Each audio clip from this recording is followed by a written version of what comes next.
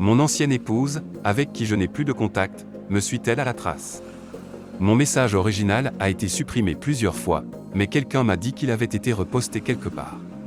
Pour résumer mon histoire originale, il y a quelques mois, j'ai posté sur le fait d'avoir coupé les ponts avec mon ex-épouse lorsque j'ai découvert qu'elle me trompait avec un collègue, ce que j'ai pu constater de mes propres yeux en la suivant. Après l'avoir confrontée à plusieurs reprises sans obtenir de réponse, j'ai baissé les bras mentalement. Et j'ai décidé de la quitter et de disparaître complètement de sa vie. Pour être clair, nous avions toujours des comptes séparés et aucun bien en commun, ce qui m'a permis de le faire proprement. J'ai entièrement déménagé de l'appartement que nous partagions. J'ai déménagé hors de la ville sur un terrain que j'ai acheté, dans une caravane que j'ai achetée à un ami. Quand elle est revenue de son voyage, tout ce qui restait était une note et mon alliance de mariage. Depuis ce moment-là, ma situation de vie est géniale et je vis assez simplement. Étant donné que je suis un travailleur à distance dans un domaine technique, je peux travailler de n'importe où et prendre l'avion lorsque j'ai besoin d'aller ailleurs, du moment que j'ai une bonne connexion Internet, ce qui est heureusement le cas. Mon intention était de me remettre en ordre et je venais de contacter un avocat, mais elle m'a devancé et nous avons eu un divorce non contesté. Voici le problème. J'ai croisé un ami commun il y a quelque temps, et elle a mentionné que mon ex-femme avait été démasquée au travail à propos de l'affaire, et les choses ne se sont pas bien passées pour elle ni pour le gars avec qui elle me trompait. Je l'ai arrêtée avant qu'elle ne me raconte davantage car cette femme m'en avait déjà fait assez et je n'avais vraiment pas besoin d'en entendre plus. Elle a également dit que mon ex souhaite toujours me contacter et veut qu'on se remette ensemble, qu'elle m'a supplié de lui pardonner, etc. Je ne la croyais pas vraiment, mais elle était catégorique à ce sujet. Je lui ai dit de ne dire à personne qu'on s'est vu, et elle a accepté. Je n'ai aucune envie de faire quoi que ce soit pour la revoir ou même pour lui parler à nouveau. Mais il y a 3 jours, j'ai vu mon ex dans un café, assise toute seule, dans une petite ville près de chez moi. C'est une sorte de zone touristique récréative, mais cela se trouve à plusieurs heures de là où elle habite, et cela ne peut pas être une coïncidence, n'est-ce pas? J'ai failli m'arrêter là pour prendre un café moi-même, mais elle regardait sur son téléphone, donc je ne pensais pas qu'elle m'avait vu. Même si je pense que maintenant que j'ai une barbe épaisse et les cheveux longs, elle ne me reconnaîtrait probablement pas. Ma réaction, comme auparavant, a été de fuir, comme si j'avais vu le diable lui-même, et je me suis échappé de là aussi rapidement et discrètement que possible. Quoi qu'il en soit, je pensais être assez indétectable, et maintenant je n'en suis plus si sûr. Est-ce que mon comportement est normal? Je pense aussi à parler à un conseiller ou à quelqu'un à propos de cet état de fuite dans lequel je me retrouve lorsque je traite avec mon ex. Jusqu'à présent, j'étais vraiment satisfait et je menais une vie en solo formidable. Une amie à moi se demandait si elle avait engagé un détective privé pour me retrouver. Devrais-je juste laisser tomber ou espérer que tout ira bien? Mise à jour 1. Je voulais juste vous donner des nouvelles de la situation dans laquelle je me suis retrouvé avec mon ex-femme et j'ai réécrit cela environ 5 fois pour que cela soit lisible. Comme mentionné dans mon précédent message, je m'inquiétais du fait que mon ex-femme essayait de me retrouver. Dans une tentative de réconciliation ou quelque chose dans ce genre. J'avais déménagé à environ 2 heures de l'endroit où nous vivions auparavant. Je l'ai vue le week-end dernier dans un café où je vais fréquemment dans la ville voisine de là où je vis. Je soupçonnais que ce n'était pas une coïncidence qu'elle soit là. Heureusement, j'ai pu partir avant qu'elle ne me voie. Mise à jour 1.1. Je suis revenu en ville le week-end dernier pour faire quelques courses et j'ai pris un café dans l'endroit où je vais habituellement, en plus de travailler sur des documents que je devais remplir pour mon travail, en utilisant leur Internet gratuit. Après avoir terminé, j'ai quitté le café. Alors que je marche vers mon camion, j'entends quelqu'un crier « Paul ». Je regarde de l'autre côté de la rue et oh mince, c'est Cathy, mon ex, qui me fait signe. L'apocalypse avait finalement eu lieu. Je reste là, choqué. Elle traverse la rue en courant et s'approche de moi, tendant la main pour me saluer, et instinctivement, je tends les bras avec les paumes ouvertes et elle s'arrête. Elle me regarde vraiment blessée. Elle dit ensuite « Paul, je te cherchais. J'ai entendu dire que tu t'étais installé ici et je voulais te voir. Est-ce qu'on peut parler? Je me sens comme un animal piégé, les gars.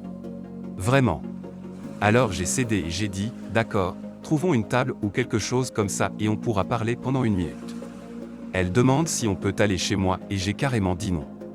Elle me suit jusqu'à un banc devant une petite boutique au bout du bloc. Elle commence en disant à quel point j'ai changé et qu'elle aime mon nouveau look. Ma barbe, blabla. Elle aimait comment mon physique avait changé, à quel point je semblais en forme. Elle joue bien la comédie les gars, elle était super sexy. Elle portait un petit short blanc et un débardeur, avec les cheveux attachés en queue de cheval comme j'aimais. Mon radar était en alerte maximale et je pouvais sentir qu'elle mettait vraiment le paquet sur son pouvoir de séduction. Je devais vraiment me retenir et voir où tout cela allait mener. Elle commence par s'excuser pour toute cette affaire. Elle dit que le karma l'a frappée de plein fouet après mon départ. Son entreprise a appris sa liaison et a rendu les choses tellement désagréables qu'elle a décidé de démissionner. Son partenaire d'affaires, qui était fiancé à l'époque, a reçu un avertissement et a été muté vers un autre poste au sein de l'entreprise. Il l'a accusée d'être à l'origine de son déménagement et en représailles, elle a tout raconté à sa fiancée, ce qui a entraîné leur rupture. Elle baissa un peu la tête et se mit à pleurer. Je restais simplement assis, regardant autour de moi, sans rien dire. Elle se redressa et me fixa un instant. Je lui demandai ce qu'elle voulait de moi. Elle voulait me dire qu'elle n'avait jamais eu l'intention de commencer une liaison, qu'elle se sentait comme entraînée par toute la politique et les manœuvres dans l'entreprise et pensait que son amant l'avait réellement manipulée avec son charisme et son influence au sein de l'entreprise, et ensuite elle avait bêtement cru qu'elle l'utilisait autant qu'il l'utilisait. Elle allait tout avouer, surtout après que je l'ai accusée d'avoir une liaison. Elle se détestait pendant cette période et les sorties après le travail étaient une tentative de se soulager de la culpabilité. Juste après que je l'ai quittée, elle s'est sentie si idiote, si seule, comme si son cœur venait d'imploser de chagrin. Elle a immédiatement rompu avec son amant. Elle pensait que puisque je ne lui rendais plus visite ni ne lui parlais, elle devait me trouver et voir si elle pouvait arranger les choses entre nous et si nous pouvions recommencer à zéro. Elle sait que nous sommes divorcés, mais peut-être pourrions-nous repartir à zéro. Je la regardais simplement, sans rien dire. Je lui ai mis une raclée. Je paraphrase la conversation, mais la voici. Comment oses-tu penser que tu peux simplement venir ici et croire que tu peux effacer toutes les saletés que tu as causées? Je suis censé pardonner tout ce que tu as fait pour ruiner notre mariage? Je t'ai dit que si tu me trompais, c'était fini entre nous. Il n'y a pas de pardon. Il n'y a pas de redémarrage de cette relation. Tu l'as tué. Tu as détruit ce que nous avions dès que tu m'as trompé. À quel point me trouves-tu stupide? Je t'ai suivi un soir et je t'ai vu entrer dans un hôtel avec lui. Le sais-tu? À ce moment-là, j'ai réalisé que j'élevais la voix et que les gens commençaient à remarquer. Elle s'est mise à pleurer. Elle a attrapé mon bras. Je l'ai laissée pleurer sur mon épaule un peu avant de la repousser légèrement. Elle m'a regardé. Je mérite tout ça. Je le sais. Peux-tu au moins me permettre de t'inviter à dîner ou quelque chose comme ça? Je ne veux pas partir. Je veux parler davantage. Je veux m'assurer que nous avons tout mis à plat. J'ai besoin du temps avec toi que tu ne m'as pas donné auparavant. S'il te plaît, Paul. Je sais que tu ne veux pas entendre ça, mais je t'aime tellement. Je ne savais pas à quel point je t'aimais jusqu'à ce que tu me quittes et que tu me brises. Et je t'ai blessé tout autant. Je ne peux pas me pardonner. Je ne veux pas me pardonner tant que je serai en vie. Elle a commencé à hyperventiler et à sangloter tellement fort que je l'ai relevée et serrée dans mes bras. Je sais. Je sais. J'avais l'impression que c'était la seule chose que je pouvais faire pour peut-être la calmer. À ce moment-là, j'ai réalisé que j'avais effectivement brisé son cœur. Comme elle a brisé le mien. J'ai commencé à marcher avec elle, puis j'ai trouvé un joli chemin tranquille sur lequel marcher et les choses se sont un peu apaisées. Je lui ai ensuite demandé comment elle m'avait retrouvé, si elle avait engagé un détective privé ou quelque chose comme ça. Elle a ri un peu et a dit non. Cependant, elle y a réfléchi. Elle a rencontré Stacy il y a quelques semaines et elle lui a demandé comment ça allait. Stacy a laissé échapper qu'elle m'avait vu. Cathy l'a forcé à tout raconter en détail. Stacy ne voulait pas le dire parce que je lui ai dit de ne pas le faire. Mais Cathy ne l'a pas laissé partir tant qu'elle n'a pas parlé. Mais tout ce qu'elle savait vraiment, c'est qu'elle m'avait vu ici en ville et que j'habitais quelque part dans les environs. Alors elle a commencé à venir ici les jours de repos pour me retrouver. Elle a vraiment rougi quand elle a dit ça. J'ai un peu rigolé. Cette fichue Stacy ne peut pas fermer sa trappe. Nous sommes donc allés dîner. Nous avons trouvé un joli petit endroit avec une terrasse. Je m'assurais que nous ne buvions rien. Je ne voulais aucune excuse pour qu'elle m'amadoue ou prétende qu'elle était trop ivre pour conduire en rentrant. Nous avons en fait eu une bonne conversation. Ensuite, je l'ai accompagnée jusqu'à sa voiture. Elle voulait rester et insistait fortement, sans relâche. Elle n'avait été avec personne d'autre depuis mon départ et jurait que j'étais le seul qu'elle voulait. Je lui ai dit non. C'est encore beaucoup trop tôt pour que je m'engage dans cette voie. Elle a supplié de me revoir, mais je suis resté vague. Je lui ai donné ma nouvelle adresse email, mais c'était tout. Elle voulait mon numéro de téléphone, mais je lui ai dit non. Tu ne feras que le faire exploser avec des textos et des appels. Elle a pleuré à cause de ça. Elle a dit qu'elle serait de retour en ville le week-end prochain si cela intéressait. Je n'ai rien dit en réponse à cela. Elle a dit qu'elle m'enverrait un email pour me donner tous les détails sur le quand et le où. Avant qu'elle ne parte, je lui ai demandé clairement si elle me pardonnerait si j'avais trompé. Elle est restée là, réfléchissant, et elle a dit oui, qu'elle le ferait avec le temps, mais seulement si nous consultions un conseiller matrimonial ou si nous pouvions travailler à traverser le processus de guérison en parlant beaucoup et peut-être même en signant un accord contraignant. J'ai dit d'accord, peut-être que je pourrais le faire dans 5 à 10 ans. Elle a dit que si c'était ce que cela demande, elle attendrait. Elle prit alors mes mains dans les siennes, me regarda droit dans les yeux et me dit quelque chose qui me surprit vraiment.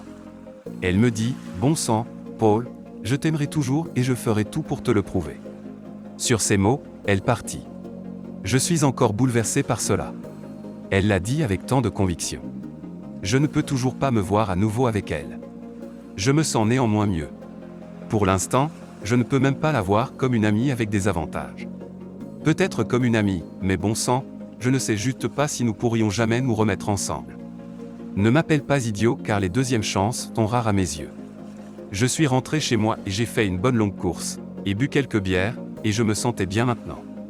Est-ce que quelqu'un peut me garantir qu'elle ne gâchera pas tout ça? Je ne sais pas. Je ne sais juste pas. C'est encore trop frais dans mon esprit, mais j'ai eu la chance d'avoir du temps pour trier tout ça et prendre du recul. Mise à jour 2. Bon, alors cela sera probablement ma dernière mise à jour. J'ai publié mon histoire sur Reddit, mais le modérateur n'a cessé de la supprimer. Pour résumer, mon ex-femme m'a retrouvé et nous avons discuté, après plus d'1 an où elle m'avait ignoré. Elle avait effectivement l'intention de renouer et de recommencer notre vie ensemble. À ceux d'entre vous qui m'ont écrit en prédisant que j'allais être le typique « ma bêta pilule bleue » et que je pardonnerais et retournerais avec elle, vous serez grandement déçus.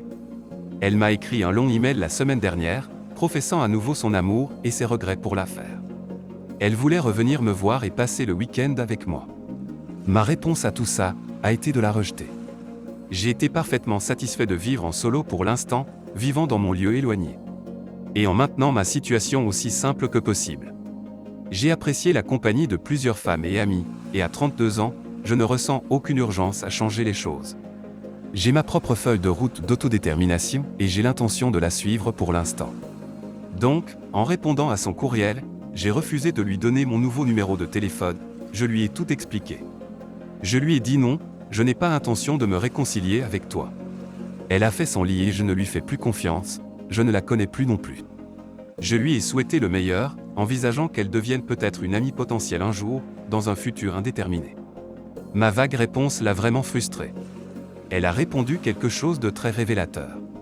Elle était bien sûr profondément déçue de ma réponse, mais elle m'a aussi informé qu'elle avait accepté une offre d'emploi dans un autre État, et que son véritable intention depuis le début était que je vienne avec elle. Elle sait que mon travail se fait à distance et que je peux vivre où je veux, et elle pensait que je considérerais venir avec elle et, en échange, nous aurions un nouveau départ, dans un nouvel endroit. Il ne lui restait que peu de temps avant son départ, et elle voulait me voir en personne et me convaincre. Heureusement pour moi, je dois m'occuper de certaines choses pendant une semaine, donc notre temps est écoulé. Dieu merci. Elle sera donc partie de ma vie maintenant. J'imagine que je recevrai encore quelques courriels pendant un certain temps, mais avec le temps, je pense qu'elle réalisera que notre temps ensemble est expiré et qu'elle devra trouver quelqu'un d'autre. Et elle pourrait les tromper aussi. Juste pour vous tenir au courant.